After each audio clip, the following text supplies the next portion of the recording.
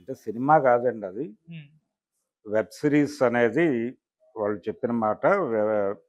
కేవలం web series మాత్రమే. Cinema కాదు. ఓకే. 'మైసభ' పేరు. ఈ 'మైసభ' అనే పేరుతో 78 నుంచి ఉమ్మడి ఆంధ్రప్రదేశ్ రాజకీయాల్లో ప్రవేశించినటువంటి ఇద్దరు స్నేహితులు అనండి, లేదు గురు శిష్యులుగా కూడా ఒక సందర్భంలో మాట్లాడుకున్నారు. కానీ ప్రధానంగా స్నేహితులు. ఇద్దరూ రాయలసీమకు చెందిన వాళ్ళే. ఒకరు చిత్తూరుకి చెందిన వాళ్ళైతే మరొకరు కడపకు చెందినవారు. వాళ్ళిద్దరి పేర్లు అందరికీ తెలుసు. కడపకు చెందినటువంటి వైఎస్ రాజశేఖర రెడ్డి, చిత్తూరు జిల్లాకు చెందినటువంటి చంద్రబాబు నాయుడు నారా. వీళ్ళిద్దరూ కూడా 78లో అసెంబ్లీలోకి ప్రవేశించారు. 78 ఎన్నికల ప్రత్యేకత ఏంటంటే కాంగ్రెస్ పార్టీ రెండుగా చీలింది అప్పుడు. 77లో ఇందిరాగాంధీ గారిని బహిష్కరించిన తర్వాత రెండుగా చీలినటువంటి కాంగ్రెస్ పార్టీ, కాంగ్రెస్ ఆవుదూడ, కాంగ్రెస్ హస్తం. హస్తం కాంగ్రెస్ నుంచి చంద్రబాబు నాయుడు పోటీ చేస్తే ఆవుదూడ కాంగ్రెస్ నుంచి వైఎస్ రాజశేఖర రెడ్డి పోటీ చేశాడు. ఇద్దరూ గెలిచారు. ఇద్దరూ గెలిచి అసెంబ్లీలో కాలు పెట్టారు. ఆ తర్వాత రెండు కాంగ్రెస్లు మెర్జ్ అయినాయి. ఆ తర్వాత ఇద్దరూ హస్తం అయ్యారు. కానీ అసెంబ్లీలో కాలు పెట్టినప్పుడు ఆవుదూడ కాంగ్రెస్ ఒకరు, హస్తం కాంగ్రెస్ ఒకరు. హస్తం కాంగ్రెస్ అధికారంలో ఉంది, ఆవుదూడ కాంగ్రెస్ ప్రతిపక్షంలో ఉంది. అలా మొదలైంది. అధికార పక్షం ప్రతిపక్షంగా మొదలైంది. మొదలైన తర్వాత వైఎస్ రాజశేఖర రెడ్డికి మొదటి నుంచి తన ఎమ్మెల్యే అయిన క్షణం నుంచి తను రాష్ట్రానికి నాయకుడు కావాలి అనేటువంటి ఒక పర్స్పెక్టివ్ ఉంది అతనికి. ఇద్దరికీ ఉంది. కాకపోతే వైఎస్ రాజశేఖర రెడ్డి ఆ పనిలోకి ముందు దిగాడు. ముందు దిగి రాష్ట్ర వ్యాప్తంగా ప్రతి జిల్లాలో, అప్పుడు ఉమ్మడి రాష్ట్రంలో ప్రతి జిల్లాలోనూ తనకంటూ ఒక ఇద్దరైనా కనీసం ఉండాలి అన్నట్టుగా ఒక స్నేహ బృందాన్ని ఏర్పాటు చేసుకోవడం మొదలుపెట్టాడు ఆయన.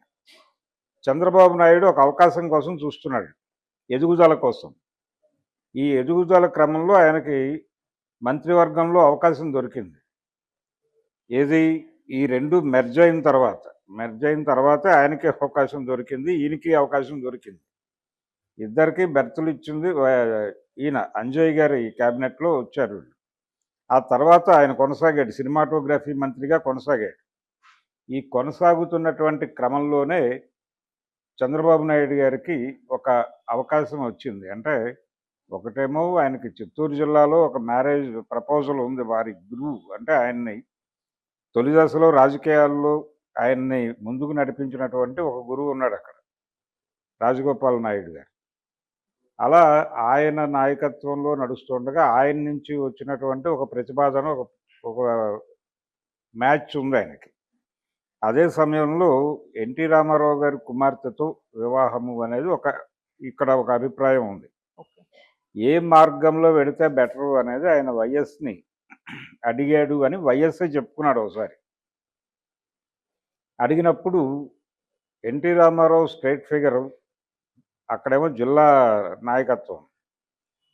అక్కడ వివాహం చేసుకుంటే జిల్లాకు పరిమితం అయిపోతావు, ఇక్కడైతే కనుక స్టేట్ ఫిగర్ కాబట్టి రాష్ట్ర రాజకీయాల్లో క్రియాశీలకంగా వ్యవహరించడానికి ఒక అవకాశం దొరకచ్చు, కాబట్టి ఇదే బెటర్ ఆప్షన్ అవుతుంది అనే అడ్వైజ్ నేనే ఇచ్చాను.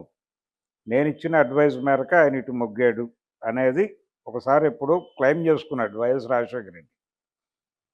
ఇలా ఆయన్ని గైడ్ చేశాను నేను, ఒక రకంగా గురువుని, నాది గురుస్థానమే అన్నట్టుగా ఆయన మాట్లాడేవాడు. తర్వాత ఆయన ముఖ్యమంత్రి, ఈయన ప్రతిపక్షంగా దాదాపు 9 సంవత్సరాలు నడిచింది. ఆ తర్వాత చంద్రబాబు నాయుడిని ఓడించి అధికారంలోకి వచ్చినవాడు వైఎస్ రాజశేఖర రెడ్డి. వరుసగా 2 సార్లు 2 ఎన్నికల్లోనూ గెలిచాడు ఆయన. వైఎస్ రాజశేఖర రెడ్డిని ప్రతిపక్షంలో పెట్టి 2 ఎన్నికల్లో, ఒక ఎన్నికలోనే చంద్రబాబు గెలిచాడు. ఒక ఎన్నిక రామారావు గారు గెలిచిన ఎన్నిక కొనసాగింపుగా అధికారం నడిచింది. రెండో ఎన్నికలో ఆయన గెలిచాడు. అంటే ఒక ఎన్నిక చంద్రబాబు గెలిస్తే చంద్రబాబు మీద 2 ఎన్నికల్లో వైఎస్ గెలిచాడు. ఇది కీలకం. వైఎస్ రాజశేఖర రెడ్డి గెలిచినటువంటి రెండో ఎన్నిక అంటే ఆయన 2004లో గెలిచాడు, 2009 ఎన్నికల్లో మళ్ళీ గెలిచాడు. 2009లో వైఎస్ను ఓడించడానికి మొత్తం రాష్ట్రంలో ఉన్న అన్ని రాజకీయ పార్టీలతో కలిపి ఒక మహాకూటమి నిర్మించాడు చంద్రబాబు నాయుడు. అయినప్పటికీ మహాకూటమిని కాదని వైఎస్ గెలవగలిగాడు. ఇది ఒక ప్రత్యేక సందర్భం. ఆ తర్వాత ఆయన పూర్తికాలం లేడు, కన్నుమూశాడు. ఆ తర్వాత కాంగ్రెస్ ప్రభుత్వం నడిచింది. ఆ తర్వాత వైఎస్ రాజశేఖర రెడ్డి కుమారుడితో ఢీకొనాల్సిన పరిస్థితి ఏర్పడింది. ఇది ప్రయాణం టోటల్‌గా. ఈ ప్రయాణంలో వాళ్ళిద్దరి మధ్య ఉన్నటువంటి బంధం, ఆ టైంలో వాళ్ళ మధ్య జరిగినటువంటి సంఘటనలు, ఇందాక నేను చెప్పిన సంఘటనతో పాటు అసెంబ్లీలో వాళ్ళిద్దరి మధ్య ఎలా స్నేహం మొదలైంది. వాళ్ళందరూ కలిసే ట్రావెల్ చేశారు. మైసూరారెడ్డి కూడా ఉన్నాడు ఈ బృందంలో. ఇంకా నా డిఎల్ రవీంద్రారెడ్డి ఉన్నాడు. వీళ్ళందరూ కలిసే ప్రయాణం ప్రారంభించారు. ఈ కలిసి ప్రారంభించినటువంటి 78 బ్యాచ్ అనొచ్చు దీన్ని. 78 బ్యాచే తర్వాత రాష్ట్ర రాజకీయాలను ఇప్పటివరకు నడుపుతోంది.